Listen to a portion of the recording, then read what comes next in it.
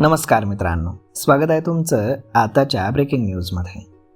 मित्रांनो, जर तुम्हाला वाटत असेल की सेवानिवृत्त झाल्यानंतर करातूनही मुक्ती मिळते, तर हा निव्वळ तुमचा गैरसमज आहे. दरमहा नियमित पगार नसला तरी रिटायर व्यक्तीला देखील कर हा भरावाच लागतो. जिथे उत्पन्न आहे तिथे कर आहे. कर फक्त कंपनीला महिनाभर सेवा दिल्यावरती मिळणाऱ्या पगारावर नसतो. एखादा व्यक्ती रिटायर झाला तरी त्याचे उत्पन्नाचे इतर पर्याय असू शकतात. त्यामुळे त्या प्रत्येक उत्पन्नावरती कर हा भरावा लागणारच. सेवानिवृत्त व्यक्तींना त्यांच्या नियमित दरमहा पेन्शनवरती कर हा भरावा लागतो.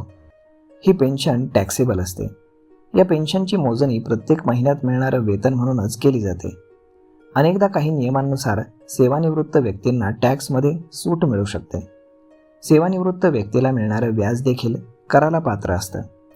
जर एखाद्या सेवानिवृत्त कर्मचाऱ्याचे फिक्स डिपॉझिट, सेव्हिंग्ज अकाउंट किंवा रिकरिंग डिपॉझिट असेल तर त्यावरती मिळणाऱ्या व्याजावर देखील कर हा मोजावा लागतो.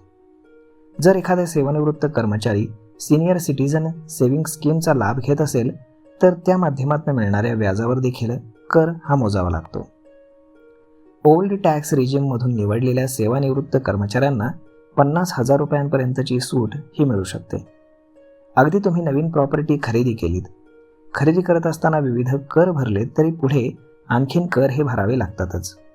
जर सेवानिवृत्त कर्मचाऱ्याकडे एखादी प्रॉपर्टी असेल आणि ती प्रॉपर्टी भाड्यानं दिली असेल तर त्यातून येणाऱ्या उत्पन्नावर देखील कर मोजावा लागतो. काही नियमांनुसार या करामध्ये 30% सूट दिली जाते.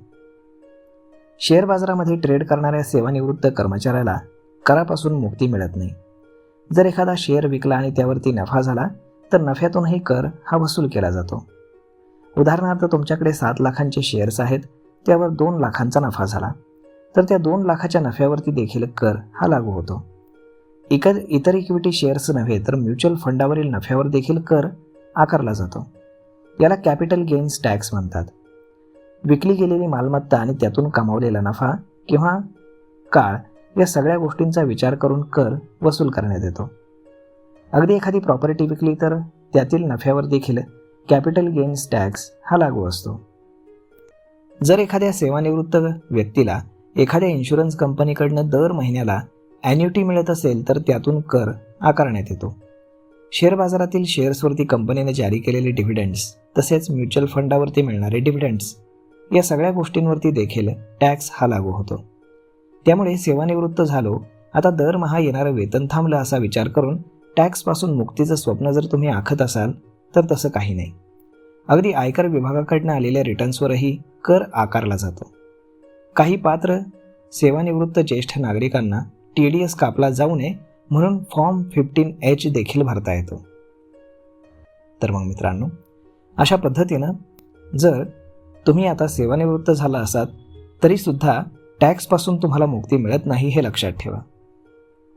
तर मग मित्रांनो, इन्कम टॅक्सची नोटीस येण्याआधी आपला टॅक्स नेहमी भरावा. तर मग मित्रांनो, यावरती आपलं मत काय हे तुम्ही आम्हाला कमेंट करून नक्कीच सांगा. आणि जर हा व्हिडिओ तुम्हाला आवडला असेल तर आपल्या जवळच्या मित्रमंडळींसोबत देखील हा व्हिडिओ तुम्ही शेअर करायला विसरू नका. धन्यवाद.